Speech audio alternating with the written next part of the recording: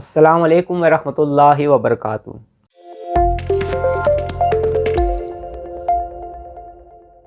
उम्मीद है आप तमाम लोग खैर खैरियत से होंगे। अल्लाह पाक आप तमाम लोगों को खुश रखे, आबाद रखे, आमीन सुम्मा आमीन।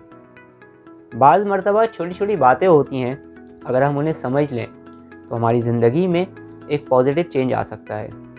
बहुत सारे ऐसे मसले हैं जो हम सोचते हैं, जो मसले होते नहीं।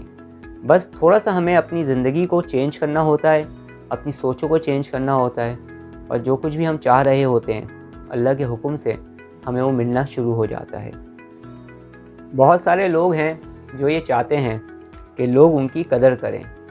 बहुत सारे लोग हैं जो ये चाहते हैं कि लोग उनकी इज़्ज़त करें। बहुत सारे लोग हैं जिनकी ये ख्वाहिश होती है कि लोग अपने ख़ास वक्तों में से वक्त निकाल कर उनको दिया करें। लेकिन इंतहाई अफसोस के साथ मैं ये कहता हूँ कि बेशुमार लोगों का ये ख्वाब कभी भी पूरा नहीं होता। तो अगर आप ये चाहते हैं कि लोग आपकी कदर करें, अगर आप ये चाहते हैं कि लोग आपकी इज़्ज़त करें, अगर आप ये चाहते हैं कि लोग अपने कीमती वक्तों में से वक्त निकाल कर आपको दिया करें, तो फिर आप सबसे पहले अपनी कदर करना शुरू करें। उसके बाद अपने वक्त की कदर करना शुरू करें। वक्त की जिन लोगों ने कदर की है, आपने देखा होगा कि फिर लोगों ने उसकी कदर की है।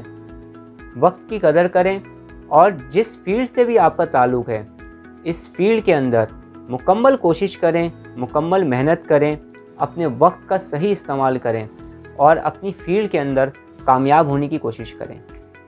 ऐसे काम करें, ऐसे काम सीखें कि रोज़ाना आपकी ज़िंदगी में वैल्यूज़ ऐड होना शुरू हो जाएं। याद रखिएगा, इंतहाई अफसोस के साथ ये बात कर रहा हूँ, बात बहुत तल्ख़ है लेकिन हकीकत भी इसी में ही है। इंतहाई अफसोस के साथ मुझे ये कहना पड़ता है कि लोग उन्हीं लोगों की कदर करते हैं जिनकी कोई वैल्यू होती है। इसलिए अगर आप ये चाहते हैं कि लोग आपकी कदर करें तो फिर शदीद मेहनत करें, अपने वक्त का सही इस्तेमाल करें, कामयाबी का सफ़र तय करना शुरू करें। जब आप कामयाब हो जाएंगे, जब आप अपनी वैल्यू बढ़ा लेंगे, तो फिर लोग भी आपकी कदर करना शुरू कर देंगे।